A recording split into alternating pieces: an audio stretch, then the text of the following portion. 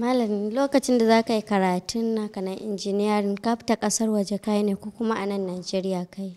Na'am, alhamdulillah karatuna da ne har na gama digiri du a Najeriya na yi su. Kuma kamar yadda na gaya muku du a makarantar gwamnati na yi, alhamdulillah.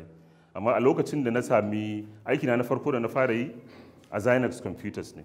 In wani ya san Zynex Computers a cikinku, yana ɗaya daga cikin brands na computers da ake da su gidajenmu da ma'aikatanmu musamman a African countries. To kamfanin na Najeriya ne. Su na fara samun aiki da su tun da bayan a cikin karatun da ne na electrical engineering kuma na yi wasu courses. Kamar yadda na gaya muku ba karatu ɗaya na yi ba lokacin da nake university.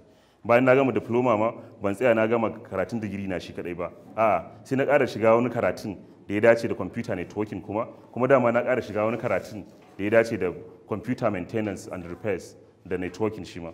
To wannan ya bani dama da har Cisco na shiga na yi a cikin CIT na BUK, ba na tsayawa na yi iya wannan karatun a lokacin saboda na fi nishaɗi a karatun da nake gani ana yin shi a aikace.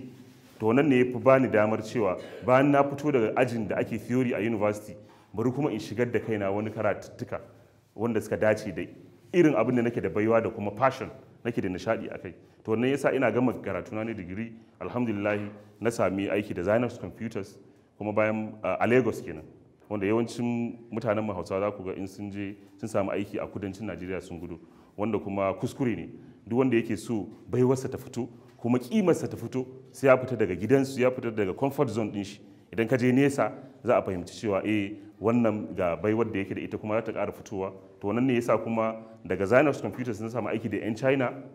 So su kuma wannan 'yan China ZTE kenan, Nigeria Limited, suna da wani hikima da idan suka gane inda baiwar ma'aikacin su take za a kai shi China, a can Shenzhen, a kai shi university.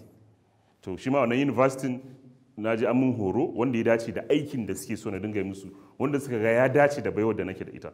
Shine aka yi bangaren surveillance system wanda ake iya monitoring din gari gaba ɗaya ko kuma ƙasa gaba ɗaya ta hanyar abubuwan da suka shafi kyamarori da kuma abin da zai ba su wuta, misali sola da makamantan kayan da ake bukata su aiki da wannan kyamarar don a samu wannan surveillance system din. To wannan shine dalilin da ya kai ni Allah ya sa na je university ta ZTE a Shenzhen na yi horo na dawo Najeriya, alhamdulillah.